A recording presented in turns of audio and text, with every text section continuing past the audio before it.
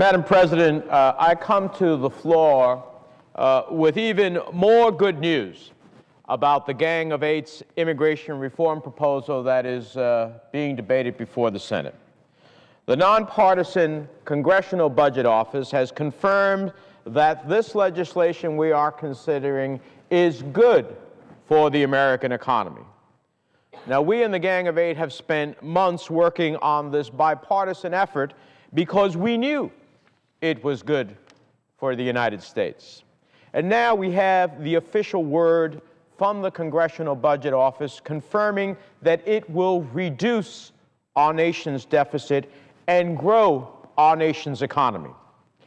As you can see in this graph, the Congressional Budget Office's analysis shows that our bill will increase the United States gross domestic product by 3.3% in the first 10 years after its enactment and 5.4% in the second 10 years after its enactment. That means the bipartisan immigration reform we're debating in the Senate will actually grow our economy, not harm it, as some of the ardent opponents have tried to argue. I've been saying this all along. Bringing 11 million people out of the shadows will increase our economic growth, and now we know by how much. The Congressional Budget Office also tells us that we reduce the deficit by $197 billion over the next decade and by another $700 billion more between 2024 and 2033 through changes in direct spending and revenues.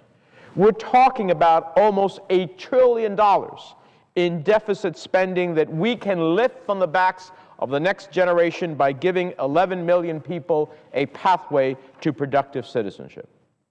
I've been saying all along, bringing 11 million people out of the shadows and fixing our broken immigration system will increase the gross domestic product and decrease the deficit, and now we know by how much.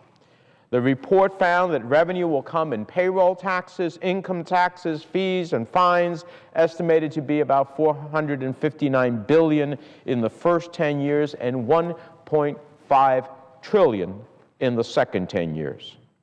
It also found that there will be fewer unauthorized individuals coming into the United States as a result of our bill. Now, contrary to what my colleague from Alabama has continuously claimed on the floor of the Senate, the CBO found, and I quote, that the border enforcement and security provisions of this bill, along with the implementation of the mandatory employment verification system, would decrease the net future flows of unauthorized people into the United States. The bottom line of this report is clear. What the CBO numbers tell us is that 11 million people living in fear and in the shadows are not, as some would have us believe, part of America's problem, but bringing them out of the shadow is actually part of the solution and part of strengthening America's economic future. They are a key to economic growth, and immigration reform will help save the Social Security and Medicare trust funds. What we realize today is that giving 11 million people a pathway, an arduous pathway nonetheless, a tough pathway, go through a criminal, come forth and register with the government, first of all, let's know who's here, go through a criminal background check, have to pass that background check because if you don't, you get deported, and then ultimately pay your taxes, learn English, and after more than a decade, earn your way towards citizenship. And fixing that broken immigration system is, in effect, an economic growth strategy and exactly the right thing to do. Frankly, Madam President, the CBO numbers negate any reasonable argument the opponents of this legislation have. Every argument they have made is based on one thing and one thing only, that those people living in the shadows, those people trying to earn a living, those people trying to keep their families together are a symptom of American decline. And our history of immigration clearly contradicts those arguments. and the CBO numbers confirm it. The opponents of this legislation couldn't be more wrong. Giving 11 million people a pathway to citizenship while strengthening our enforcement efforts is not a symptom of decline. On the contrary, it is a symbol of America's hope and a validation of American values, what we stand for as a nation and who we are as a people. And I believe a new generation of immigrants willing to work hard and contribute to the economy will help make this another century of American exceptionalism. I say to my friends on the other side, and I say to my friend from Alabama who appears to have only gotten the CBO score for the first 10 years, not the second 10 years, even though I understand he was the one who asked for the CBO to score the second 10 years, but apparently the second 10 years holds an inconvenient truth for my friend. The good news in this analysis actually gets better in the second 10 years. The CBO reports that immigration reform will reduce the deficit by $700 billion, increase wages by 0.5%, increase GDP by 5.4%, and increase productivity and innovation. As I listened to the senator from Alabama make his remarks about the CBO's report on wages, I don't think the numbers say what he believes they say.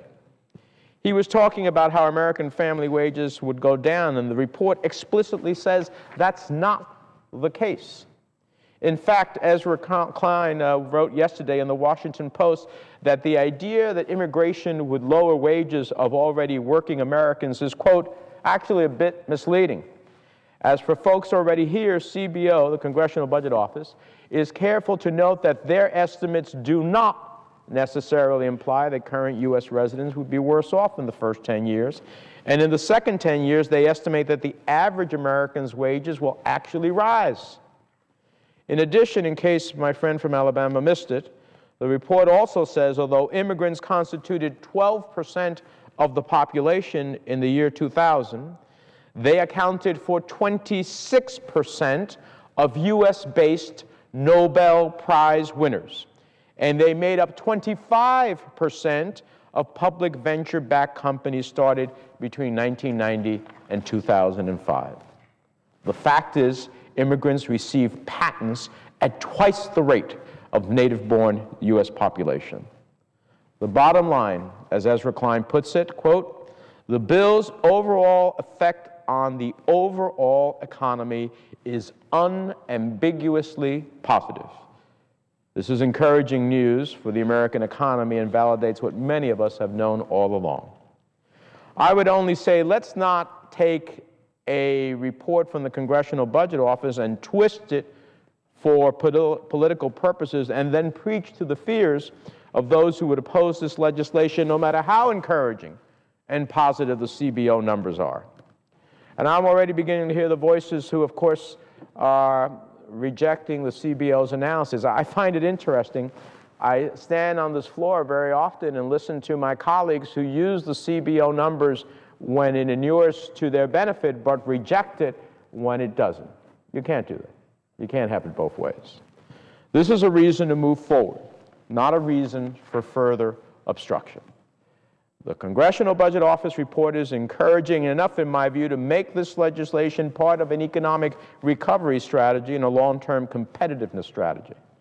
I ask the opponents of the legislation, don't stand in the way of economic growth. Don't stand in the way of economic recovery. Let's say yes to immigration reform.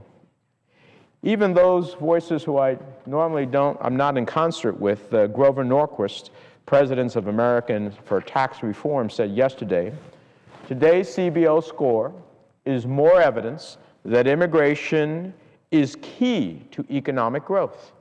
Immigration reform will jumpstart America's economy and reduce our national debt. He went on to say, I urge Congress to fix our broken immigration system for the sake of the American economy. Now, I don't usually agree with Grover Norquist, so the fact that we can actually agree on this issue means we've done something right in the Gang of Eight, something worthy of the support of even of some of my most conservative colleagues. I think, I think my friends on the other side are out of arguments.